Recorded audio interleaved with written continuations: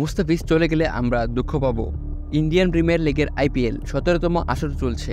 বিশ্বের সবচেয়ে বড় ক্রিকেট লিগ বলা হয়ে থাকে আইপিএলকে, যেখানে খেলতে গিয়ে লোভনীয় পারিশ্রমিকের পাশাপাশি বিশ্বসেরা তারকা ক্রিকেটারদের সঙ্গে এক ড্রেসিং রুমের অভিজ্ঞতা অর্জনের সুযোগ মেলে।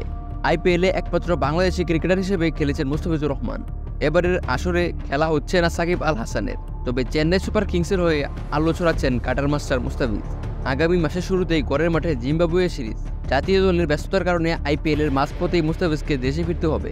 মুস্তাফিজ প্রসঙ্গে চেন্নাই সুপার কিংসের Australian batting coach Mike Hussey বলেছেন, মুস্তাফিজের স্লোয়ার বলটা অসাধারণ, যেটা খেলা বেশ কঠিন, বিশেষ করে চেন্নাই বোলারদের মধ্যে। যখন সে চলে যাবে আমরা খুব দুঃখ পাবো, কিন্তু তার দেশ তাকে ডাকছে। সে যতদিন থাকতে পারবে আমরা ততদিন তাকে একাদশে রাখতে চাই। আমরা তার পারফরমেন্সে বেশ আনন্দিত। মুস্তাফিজকে ১ মে পর্যন্ত আইপিএল খেলার অনুমতি দিয়েছে বাংলাদেশ ক্রিকেট বোর্ড বিসিবি।